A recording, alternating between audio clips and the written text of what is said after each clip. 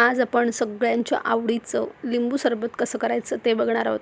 आता तुम्ही म्हणाल लिंबू सरबत यात काय विशेष तर काही नाही आहे, पण कमीत कमी वेळात लिंबू सरबत पटकन कसं करायचं आणि शिवाय यात आपण सब्जाचा वापर केलेला आहे, त्यामुळे लिंबू सरबत हे आणखीन शरीरासाठी फायदेशीर ठरतं. रेसिपी छोटी आहे त्यामुळे शेवटपर्यंत नक्कीच बघा. लगेच रेसिपीला सुरुवात करूयात.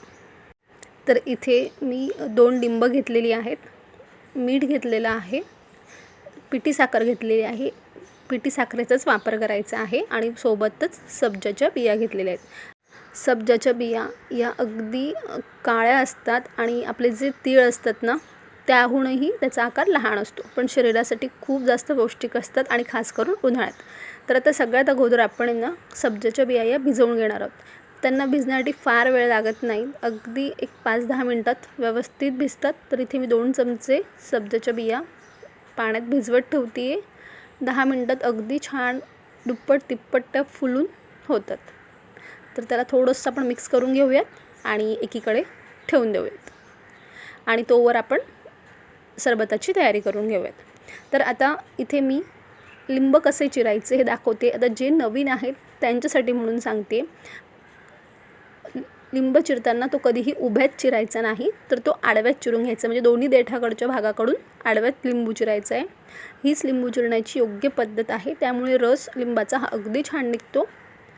तर इथे मी 2 ग्लास लिंबू सरबत करण्यासाठी 1 मोठा लिंबू पुरेसा होतो आणि जर लिंबू छोटा असेल तर 1.5 लिंबू हा आपल्याला लागू शकतो.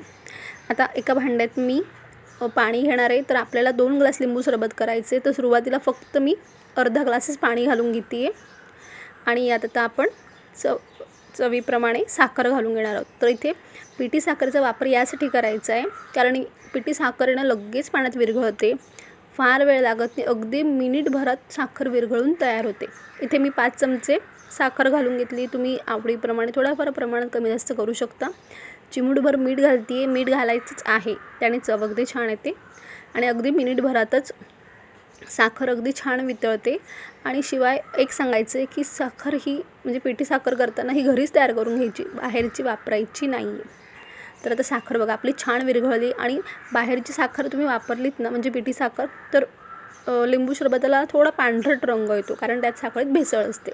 म्हणून पिठी साखर ही घरीच तयार करून घ्यायची. तर बघा पाणी अगदी स्वच्छ क्लिअर दिसतंय.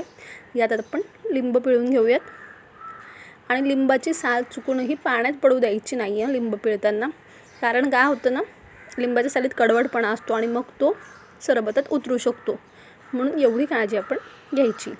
तर लिंबू अगदी व्यवस्थित पिळून घेतलेले आहेत. आता हे पुन्हा एकदा चमच्याने थोडंसं आपण ढवळून घेणार आहोत आणि यात आता थंडगार पाणी घालायचे. तुम्ही माठातलं पाणी घालू शकतात किंवा फ्रीजमधलं. पिठी साखरचा वापर केल्यामुळे ना सरबत एवढं पटकन तयार होतं, जाड साखर अजिबात वापरायची नाही आहे. आपण लगेच सर्व करायला घेऊयात. तर तुम्ही इथे बघू शकता सब्जा छान असा फुललेला आहे, दुप्पट तिप्पट तो फुललेला आहे.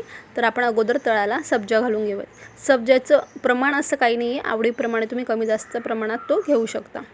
यात आता आपण लिंबू सरबत हे गाळून घेऊयात. उन्हाळ्यात शक्यतोवर बाहेरचे कोल्ड्रिंक्स वगैरे घेणं टाळावं आणि जे आपले पारंपरिक पेय आहेत, म्हणजे कैरीचं पणं, चिंचेचं पणं, कोकम सरबत, लिंबू सरबत असे घेतले ना तर आरोग्यासाठी खूप जास्त फायदेशीर असतात. आता आपण सरबत थोडंसं ढवळून घेऊयात आणि आता आपण सब्जाचा वापर केला आहे ना, त्यामुळे शरीरासाठी आणखीन जास्त हे सरबत फायदेशीर ठरतं. म्हणून थोड्याफार प्रमाणात का असेना लिंबू सरबतात सब्जाचा वापर कराच, शरीराला आतून त्यामुळे थंडावा मिळतो. तर तयार आहे अगदी झटपट बनणारं लिंबू सरबत. यात आपण पिठी साखरेचा वापर केल्यामुळे सरबत अगदी काही मिनिटातच बनून तयार होतं आणि उन्हाळ्यात शक्यतोवर थोडी पिठी साखर करून ठेवावी, कारण आपण लस्सी वगैरे करतो किंवा बऱ्याचशा आपण थंड पेयांमध्ये साखरेचा वापर करत असाल तर पटकन ती वितळते आणि पिठी साखर तयार करताना ती घरीच तयार करून घ्यायची आहे, बाहेरची वापरायची नाही. या छोट्या छोट्या गोष्टी नीट लक्षात ठेवायच्या आहेत. आजची ही छोटीशी रेसिपी तुम्हाला आवडली असेल ना, तर पटकन व्हिडिओला लाईक करा आणि जास्तीत जास्त व्हिडिओ शेअर करा आणि अशाच छान छान आणि सोप्या रेसिपीजसाठी मराठी चव चॅनलला नक्कीच सबस्क्राईब करा. पुन्हा भेटूया छान छान रेसिपीसोबत. तोपर्यंत धन्यवाद.